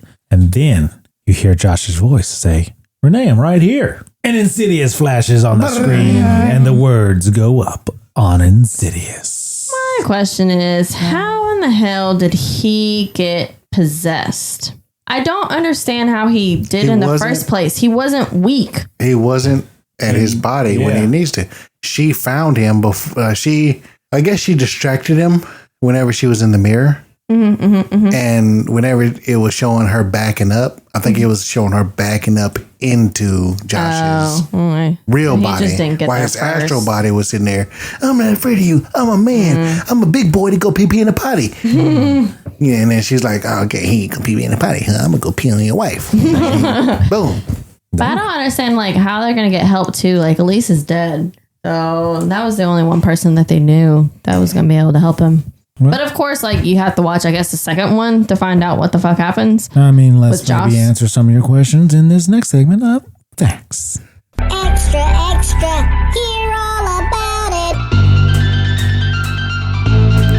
We got facts.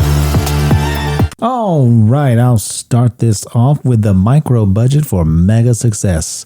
Insidious was reduced on an extremely tight budget of approximately $1.5 million, but my research showed me earlier it was $45 million and was reportedly shot in just 3 weeks. Despite the small budget, it grossed over $100 million, which we saw was like $730 million worldwide, making it a huge financial success. Grizz? Mine's pretty easy. It was 33 fucking violins in this dang movie, scaring the shit out of you with those loud ass violins. Koala. The film was originally going to be named The Further.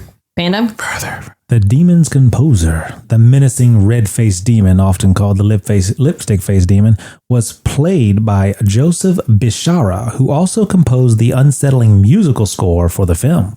Grizz? James Wan, who directed both films, Insidious Chapter 2 and The Conjuring, also, I should say 3, Conjuring 2, had The Conjuring in mind while directing the first Insidious movie. A number of coherent points can be spotted in both the first and the second Insidious movies. Koala. In 2015, there was an Insidious theme maze at Universal Studios Orlando for the annual event of Halloween Horror Nights. Ooh! The maze was based on 3 Insidious films released at the time. In 2024, there was another Insidious theme haunted house at Halloween Horror Nights Orlando and Hollywood featuring all 5 movies. Panda? Oh, that's cool.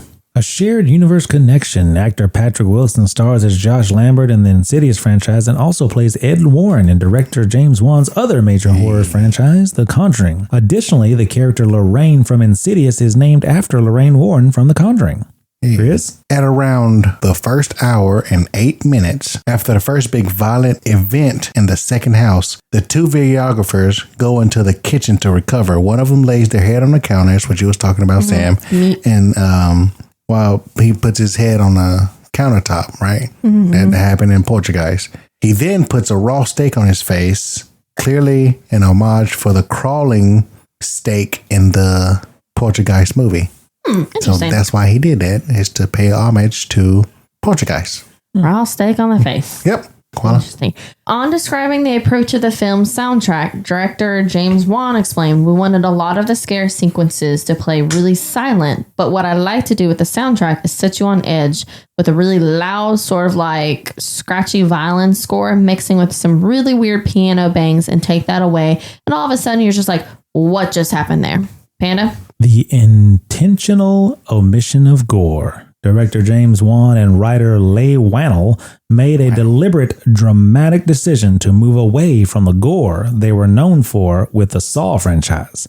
They aimed to prove that they could create tension and scares through atmospheric suspense and jump scares instead of relying on explicit violence and blood. Chris? They did. I like that. Very good. There's a composer of the violins and the pianos that was in this movie. His name was Joseph Bichera. He also acts in the film as the demon, the lipstick demon. So that's the guy. That fact. Oh, well, sorry. you didn't give the fact that he did the composer. Yeah. You just said that he was the lipstick demon. The demon's composer, the menacing red-faced demon, often called the lip-faced demon, was played by Joseph Bichara, who also composed the unsettling music score of the film. Okay, then I guess he did. Yeah, hating Nancy's non-listening. Too damn long. Yeah, you gonna do another one? Or is that it? The second time Lynn Shay appeared in a movie about the afterlife, she was the high school teacher in Nightmare on Elm Street. Ooh. Yeah, go on. How about that? Ethan Hawke turned down the role of Josh Lambert, which ultimately went to Patrick Wilson. Hawke would later appear in Sinister 2012. Not only do Insidious and Sinister use a negative adjective as a title, both are also supernatural horror movies produced by Jason Blum, in which both Hawke and Wilson are the head of their respective families, who move into a house that is haunted by a strange entity that specifically targets children. Panda. The unsettling filming locations. The movie's limited budget meant that much of the filming was done in rented houses instead of built studio sets. Additionally, some scenes set in The Further were filmed in the Herald Examiner building in Los Angeles, which is notably associated with the infamous Black Dahlia murder case, adding a layer of eerie history to the film's atmosphere. Chris? I'm done. Hello. Although this is the first Insidious film, the sequels go back and forth in time, making this the actual third film in the chronological. Chronological? Whatever. So we should have seen Red Door maybe first? I don't know. I just know this was supposed to be the third one that you're supposed to see. Panda? Short, fast-paced shoot. The film was famously shot in a highly compressed time frame of only about 3 weeks. That's 21 days due to its low budget of approximately $1.5 million. I guess I got to look up the budget again because that thing said $45 million. But this rapid-fire schedule would have created a tense and demanding production environment for the cast and crew. Koala? Patrick Wilson, which is played Josh, would later go on to play Ed Warren, husband of Lorraine Warren, in The Conjuring 2013, which also was directed by James Wan. a mishap for the sequels. Co-creator Leigh Whannell has expressed regret over the fate of a fan-favorite character from the first film. The psychic Elise Rayner, played by Lynn Shay, she is killed off at the end of the original movie. Whannell later joked that killing her off was a big mistake because they loved the character and her comedic relief sidekick so much, forcing the subsequent sequels to rely on prequels and flashbacks to bring her back. Koala? At around 7 minutes, the line, "Every time I think I pulled you out, you grow back in," is a reference to The Godfather Part 3, 1990, when Michael Corleone says, "Just when I thought I was out, they pull me back in." Corleone. A visible mishap in the movie. Due to the low-budget nature, some fans and critics have noted a visible technical mistake in the movie, specifically that a fog machine and its operator can be briefly seen in the dark background during some of the scenes set in the misty realm of the further. Koala? Bonnie Aarons, at around an hour and 20 minutes, the actress who plays the nun in the Conjuring universe, also created by James Wan, has an uncredited cameo as the creepy 1950s style mother who stands at the ironing board and again sitting on the 3-seater lounge after being shot. And lastly, standing in front of Josh alongside the equally creepy husband and daughters. The cameos appeared in the scene where Josh Lambert astral projects into the further to look for his son Dalton. He comes across the younger astral projecting version of himself who points out the previous house Josh, Renee, and their kids lived in at the beginning of the movie. Panda? I'm done. Let's see. At around 32 minutes, when Dalton's sheets are found covered in red handprints, is mistaken for blood, but is actually red lipstick. The red-faced demon, known as the Lipstick Demon, I think it's a stupid-ass name, using his hands to apply his signature red look, leaves the handprints, showing how close he already was to Dalton at this point in the film. At around an hour and 12 minutes, Josh looks through several pictures of his younger self when he finds out that he can astral project. In one of them, he could be seen carrying a dog, which belongs to director James Wan. At around 15 minutes after Dalton falls off the ladder and his parents put him to bed, you can see his crayon drawings on his wall. Amongst them is the drawing of the red lipstick demon that the family notices later on in the film once the nature of Dalton's astral projection is discovered. On about 30 minutes into Insidious, there's a nod to another James Wan classic. On a classroom chalkboard, you'll spot a drawing of Billing, the puppet from Saw. The creepy vibes of Insidious was amplified by its filming location. When Josh ventures into the further to save his son, I think you already said this. To save his son, these scenes were shot in the Herald Examiner building in Los Angeles. You said that one, right? Yep. Okay. Where the Black Dahlia murder store.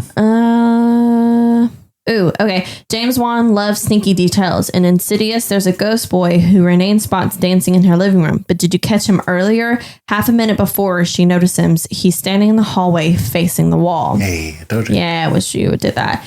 And this is the last one. In Insidious, Leo Whannell's character talks about writing a book. The joke is that she literally wrote the script in the film is based on.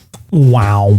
Now let's move on to our final thoughts. I found Insidious was a good one. Jump scares were pretty good. The creepy factor is also, crazy. They explained the death world pretty dang good. The further that you don't get to see in a lot of movies. They take a different approach to the demons and solving the issue without having to go to exorcisms that we see all the time. So it was just different and also very creepy. I do wish they didn't kill off the psychic like director said. I felt that that was a big mistake, just like they said, as mentioned in the facts. And but at least the psychic was a little more involved in the rescue of the child. I felt like she was, I wish she was a little more involved in the rescue of the child. I felt like if she has powers, she should be able to use them more, do a little more with those powers, I was hoping. But nonetheless, it was a good one, and it's something I think I can watch every year.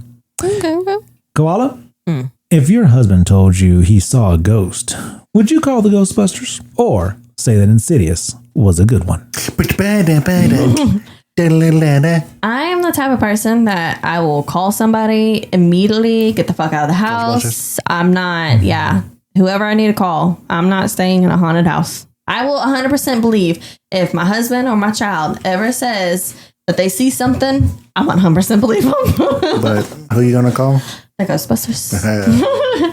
Okay, so I was debating between good and an okay. And I think I'm going to go with Insidious is an okay one. Oh, no. Yeah, It definitely got me a couple times on parts with the jump scares and gave me goosebumps, which to me makes a good scary movie, but I just couldn't get past a few things. Renee acting, I don't know if it was good or not, or just the storyline that got me thinking the connection between Renee and Josh was not a good one. I couldn't tell if they had previous marriage problems, it never stated, but their relationship just seemed off the whole entire time. At what point did the mother-in-law was told about her seeing things? Because if it was at the beginning, I would be pissed that she didn't recommend Elise from the get-go. So only brought Lise into the picture when she had her own dream. I don't understand the ending with Josh being possessed and the fact that he killed Elise. How's he going to be helped, and how the hell are they going to explain that to the police? The final thing that killed this movie for me was the loud music. It took away from the actual scares that was coming. Every time the music came on or loud, you knew something scary was happening. It still definitely got me, but the music was just a little bit too much for my opinion. So in all, I'm going to say it's an okay one, but it's something I'll still watch every so often though. So it's like still in between good and okay, in my opinion. Okay. Grizz, if you could astral project, would you go watch WrestleMania without paying for tickets? Hey, let's go, or baby. Say that Insidious was a good one. I thought you were about to go real dirty with that. As long as I ain't got to go and be with those demons that's going to be at WrestleMania, because you know they're going to be there. Fucking Chris Benoit's going to put me in a crippled crossface while I'm in there. Motherfucker. But yeah, this is a good one, dude. I say honestly, other than Conjuring, I think this is my number 2 for horror movies. Oh, wow. I don't mind the music. I like the fact that they had the violins. The violins was pretty dope in here. I don't know about you guys, but I got surround sound, and it was equal around. It wasn't just super freaking loud like you guys were saying, but I mean, it was loud for you guys, so that was probably less points for you. But I say, like, other than the psychic dying, like, everybody's upset about that. I think it's great. Like, I thought they was going to do something better with it and, like, have her come back, you know, I thought the movie was going to keep going. She's going to come back and be like, hey, you can't kill me like that or whatever like that. But whatever. It's a good one. There it is. is. It's a good one. Real good one. Long pause. I'm going to look at it every year, too. This is going to be part of my movies we're going to do in October. So, yeah. All right. Well, let's move on to movie 20 questions. Okay. This one comes from our good old friend, Chantel. How about that? Let the interrogation begin. Doing year? 70s, 80s, 90s. You mainly jumping in that? Yep. Go for it. Is this movie made in the 70s, 80s, or 90s? No. Boom. 3 decades knocking out right there. You want to do 2000 to 2025? Another 25 years? Yeah, 3 You decades. think Chantel's going to go older? I hope not. Fuck. But yeah, if we do that's just obvious if it's going to be. It might not be obvious because she might go older. She might, but just do 2 decades, 2000s to 2020. You're just going to skip 5 years. And if he says no, then Then we're going to have to ask, is it 2025 to 2025 or 2020 to 2025? I just feel like it's stupid. It's like 50-50 if we asked from like. I mean, you got to ask 2 questions anyway after this, right? Like, because you got to narrow the year. Yeah. So I can go for it. This is a movie made between 2000 and 2020. No. This is a movie made between 2021 and 25. Yes. 2021 to 2023? No. No. 2024? You were just burning through our questions. Yes. Okay, movies in 2024. Jeez. I'm not burning through the questions. You have to, like, it was the first 5 years, and then I went 3 years. Jeez. Get the fuck out of here. Genre? Romance, action, horror. You want to do those 3? Romance, action, horror. Man, Chantel is pretty hard to. I feel like she likes everything. She likes everything, so it's kind of hard to. Ooh, anime too, maybe. She like anime? I think so. She don't like no demonic horrors. Nope. It ain't. What is It your ain't opinion? horror. You're very quiet over there. What's your opinion? I'll give you guys a hint. It's not horror. Okay, so not horror. She don't like horror. Romance, action. Comedy. Do that. Romance, action, comedy. Yes. Are those? Romance and comedy? Romance, action? How do you want to do this? What about action and comedy? Sure. What about just I don't comedy? care. I don't care, babe. Let's go. You can go. Yeah, you can go. You're like being quiet and not answering. Because I'm thinking. Okay, so action and comedy. Action comedy. What? Is it action or comedy? And comedy. Or comedy. Whatever. Those are the two options. I need to hear action and or action or. Yeah, because that is a movie, action comedy. You said, because I said romance and then action. And you're like, no, let's do action comedy. Is it action comedy? What are you wanting? Which two genres are you wanting to ask him so he can say yes or no? Is it action comedy? No. It's not action comedy. Or romance? No. It's not an action comedy. That's a one movie. It still could be an action. It still could be a comedy. It's not an action comedy. Yeah. That's not how we ask. It's like that's action as its own genre, comedy as its own genre. Well, I just asked if it was action comedy, so it's not an action comedy. You just wasted an answer question. Oh, so we know it's not an action comedy now. Yeah. Yeah, but we don't know if it's action and or comedy. Is this an action movie? No. So it's got to be a comedy or romance. There you go. Fucking wasted another question. Well, This is a romance it not movie. being Yes. so it's a romance movie, Right. but it not being an action movie knocks out a lot. Okay. Bad Boys come out that year. That's not romance. Let me say it again. It not being an action movie knocks out a lot. Bad Boys come out that year, so it's an action movie, so it knocks that out. So my statement still rings true. Oh, It Ends With Us was there. So she's a Blake Lively. I want y'all to do a book podcast. Should be reading all the books too. What about Fly Me to the Moon? Oh. That's we did. We got the genre. Let's do actors, man. Let's get some actors in there. I'm thinking Andrew Garfield, Zendaya, Blake Lively. We need to do more. There's a lot. Zendaya, Blake Lively, and Shailene Woodley. She's in a lot. ain't in shit. I'm adding her. Okay, say them again. That's how we were able to get us the last damn time. Had like 5 or 6 actors going at one time. Ooh, Lindsay Lohan too. Okay, I'm gonna do multiple. Andrew Garfield, Zendaya, Blake Lively, Shailene Woodley. I feel like I'm destroying her name. Zoe Kravitz and Lindsay Lohan. Are any of these actors in the movie? No. I thought challengers. I was going for challengers. I was thinking It Ends With Us with Blake Lively. Did you do Channing Tatum? No. Oh, okay. He was in with the Zoe Kravitz movie though. Oh, okay. You did ScarJo? Huh? Scarlett Johansson? Oh. Anne Hathaway. Do we know if this is romantic comedy? Said romance. I need to ask if there's Asians in there. You said Kristen Stewart? Okay. Scarlett Johansson, Anne Hathaway, Zac Efron, Kristen Stewart, Miranda Cosgrove. Any of these actors in the movie? No. That knocks out Love, Lies, Bleeding. The Idea of You. Did you get Captain Newton in there? Who? You did Zac Efron, didn't you? Yeah. Ooh, Nicole Kidman. Oh, that's not Zac Efron. Do Channing Tatum or her? Scarlett Johansson? Yeah, Scarlett you already did Johansson, Scarlett. Channing Tatum. No, but I did do Zoe Kravitz. You did do Scarlett Johansson. Yes. Yeah, just not Channing Tatum. So Fly Me to the Moon is out then. Fly Me to the Moon. You think this is a seasonal movie? Plus Gina Rodriguez. I got Meet Me Next Christmas.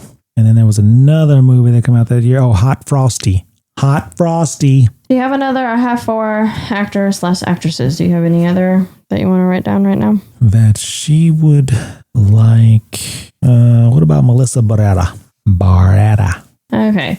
Nicole Kidman, Cole Sprouse, Christina Milian, Gina Rodriguez, Melissa Barrera. Any of these in the movie?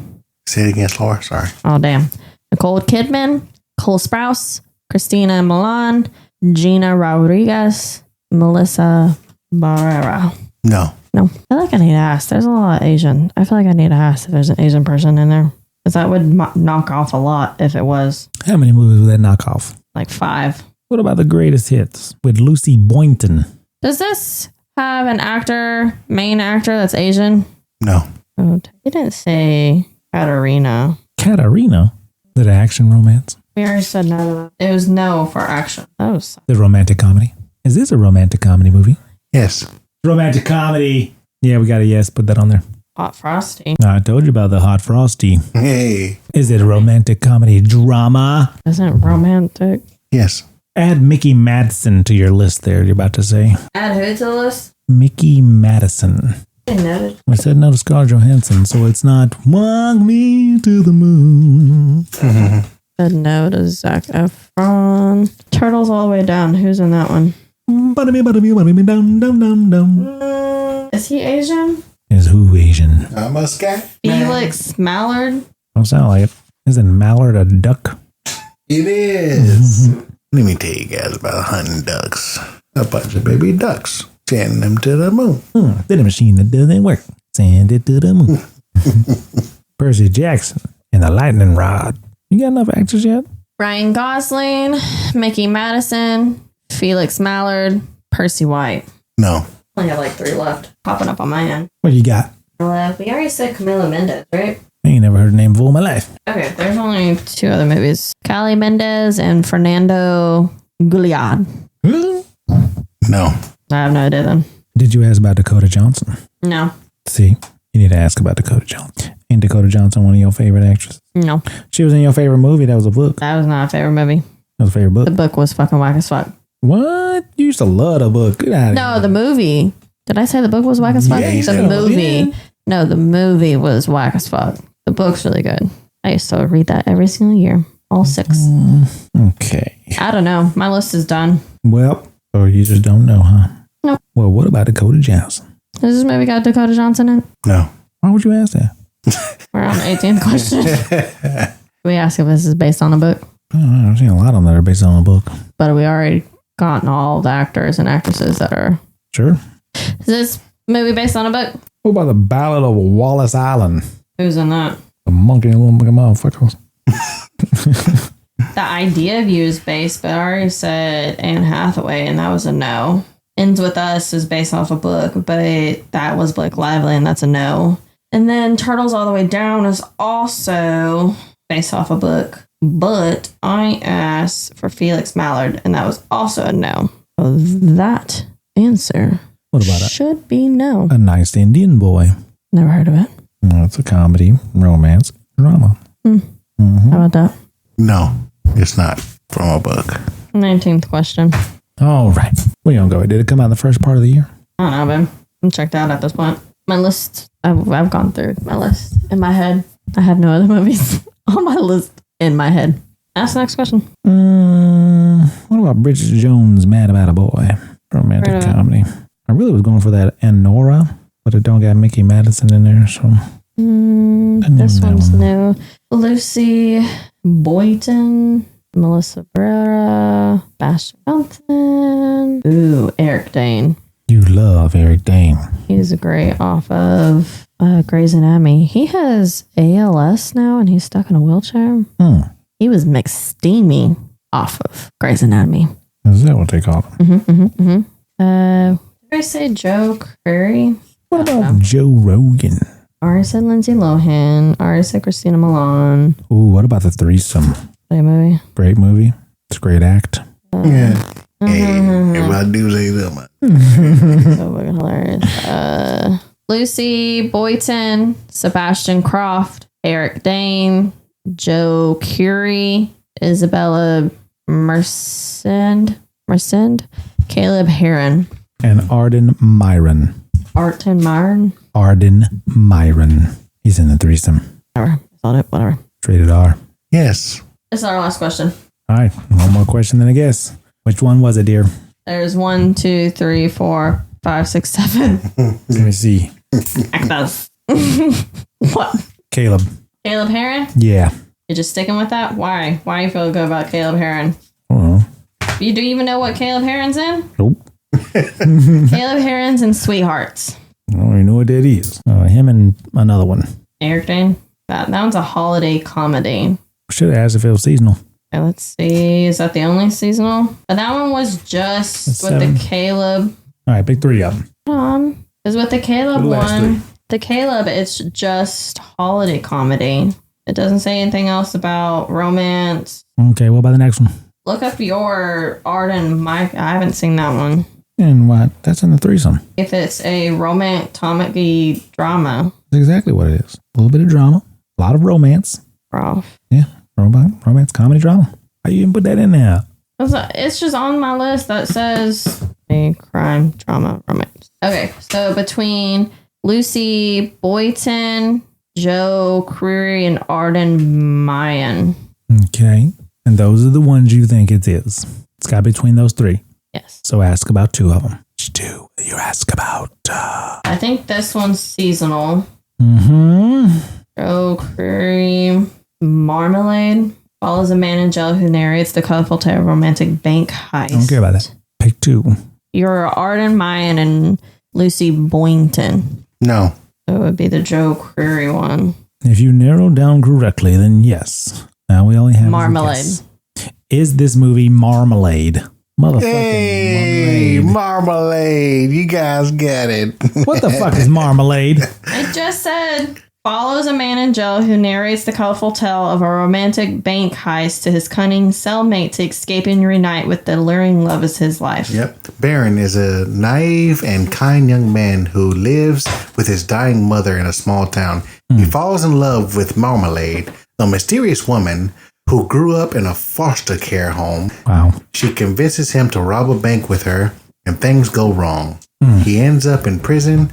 There, he meets Otis, his cellmate, who offers him help And to a escape. Help to escape. Okay. However, Otis has a secret agenda that will change Baron's life forever. You guys, how do you do it? You guys are so dang close. I was just like, I'm done with this shit. Chantel, you almost got it. You almost got it, man. Yeah. That was so close. But yeah, it's comedy, crime, drama, romance, thriller. I seen dark romance in there too. Got the thriller. Okay, I do got to make a correction here. It made $100.1 million on a $1.5 million budget.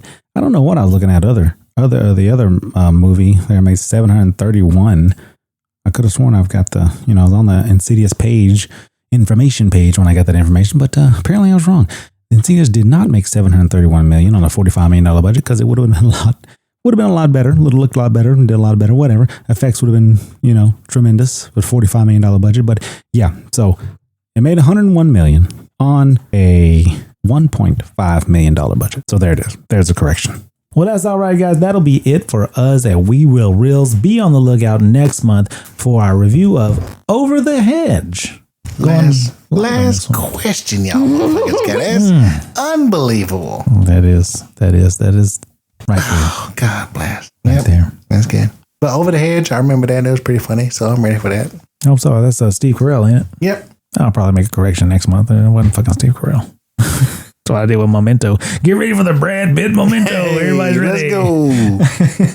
Well, that's it for us, guys. Thank you so much for listening. Thank you so much for subscribing. Please like and subscribe and comment wherever you can and give us a 5-star rating. If you can't give us a 5-star rating, then just don't give us a rating at all. We appreciate that as well. No, just really give us any kind of rating you like. We need any kind of ratings. But all right, guys, that's it from us. Koala. Me. Grizz. Hi. Keep on reeling.